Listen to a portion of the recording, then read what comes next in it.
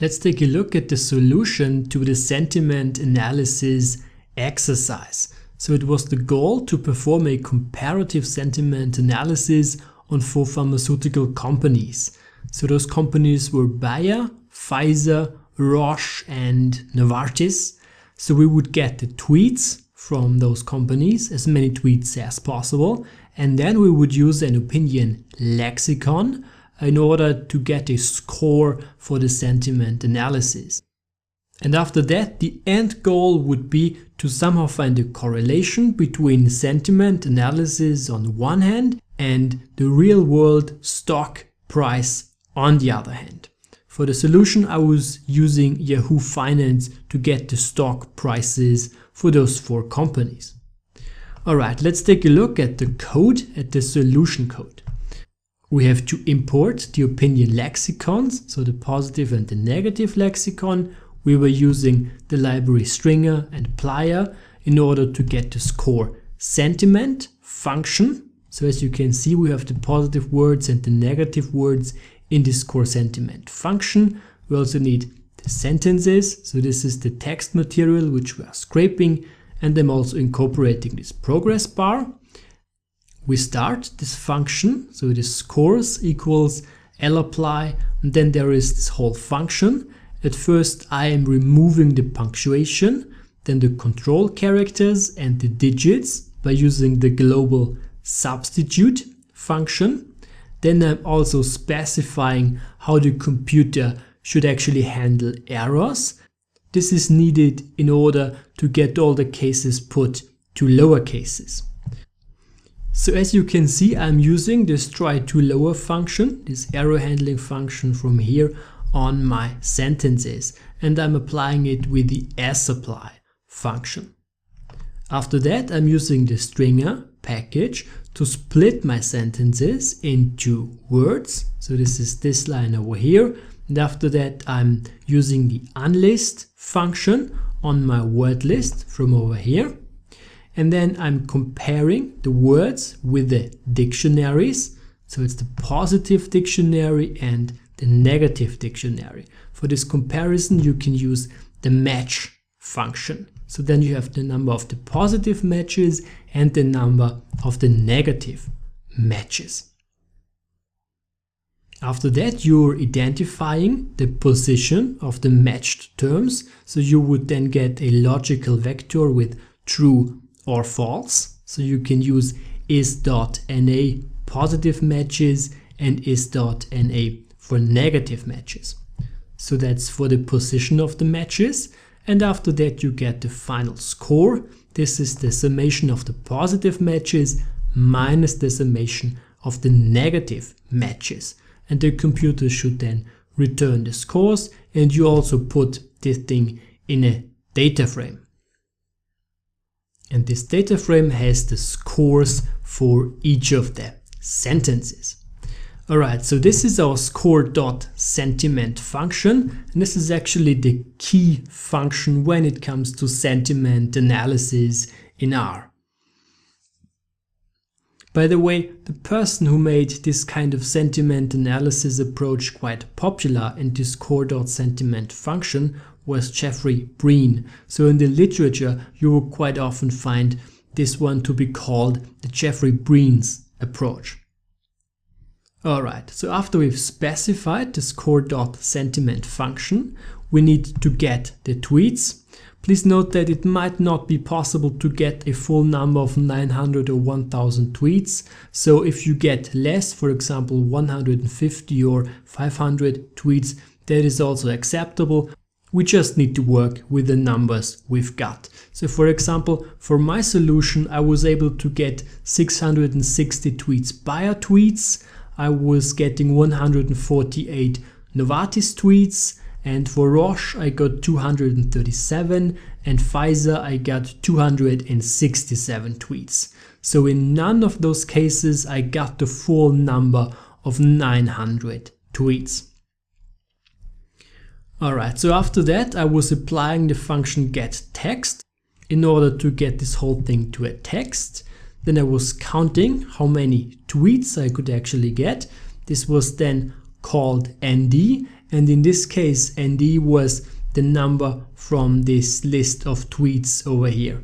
So it is again 666, 267, 237 and 148. So this is the number from each of those tweet objects. And after that I was actually joining those texts. This object was then called company. So this is then actually the summation of all those numbers over here, and this adds up to 1318 tweets which are now in the object company. I would then actually get the scores by using the score.sentiment function. I was specifying company, which is the joined text object from over here. I also need the positive and the negative words list and the progress bar. After that, I'm actually adding variables to my data frame. So in this case, I'm also adding the very positive and the very negative scores. So very positive is anything that is greater or equal to a score of 2, and very negative is anything that is smaller or equal to -2 as a score from my sentences. After that, I'm calculating how many very positive and how many very negative sentences I have in my data set, and I'm also getting the global score. So this is actually all the calculations which we need in order to get now a visual impression of all those tweets.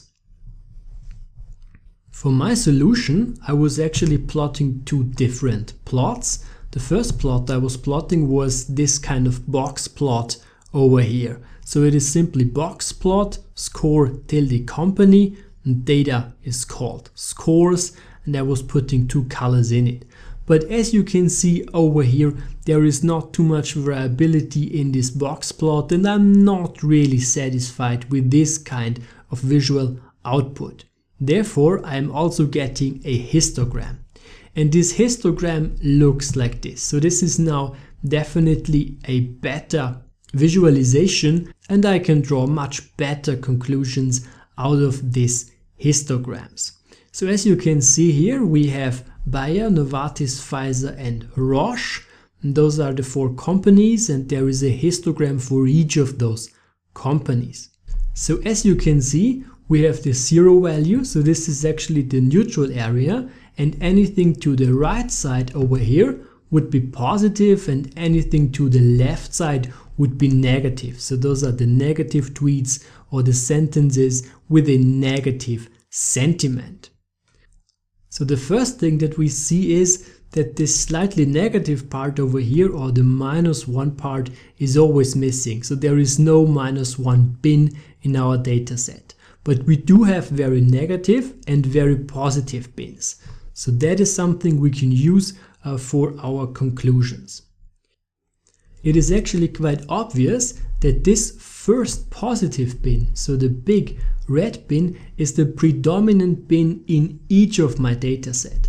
But we can see that the Roche bin over here is not as positive or not as high or not as predominant as in all of those other three histograms over here.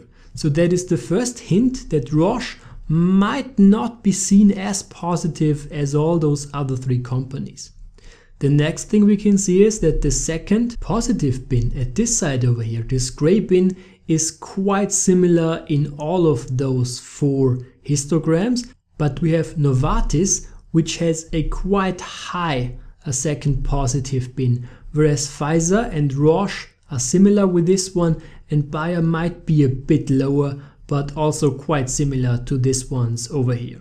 So as we can see, this would also hint towards Novartis as a rather positive holder of sentiment. Now let's take a look at the negative side, and it is clear that this second negative bar, this red bar, is highest in Roche, whereas with Pfizer and Novartis it is not as high and quite low with Bayer. So this also indicates that Roche is seen rather negative in comparison to those other three companies, because also this predominant positive bin was also not as high as with those other three companies. So what I would conclude from this sentiment analysis from our tweets is that Roche might underperform in comparison to Bayer, Novartis and Pfizer. And we are now actually taking a look at Yahoo Finance real-world data or stock prices in order to see if our hypothesis is actually also met with real-world data. So therefore I made a screenshot of Yahoo Finance and I was actually comparing Roche, Bayer, Pfizer and Novartis. I'm actually making this one a bit bigger so that you can see the whole thing a bit better. Alright, let's put it over here. By the way, the whole chart is a 6-month chart. And as you can see, we have this kind of blue bar, which is rather low in comparison to those three ones over here. And again, the blue bar is RHHBY, which is Roche.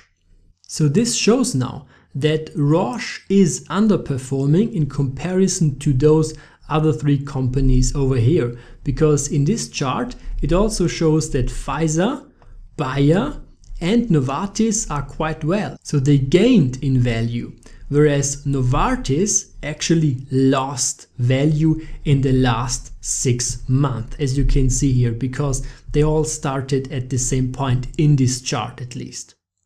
So I think that this is actually a perfectly fine proof that there is a strong correlation between sentiment analysis data and sentiment in tweets and the real world stock price, as you can see here, because again we have those three positive companies over here and Roche, which is underperforming, and this is also what this histogram over here would indicate, because the sentiment values for Roche are not as good as they are for those other three companies over here.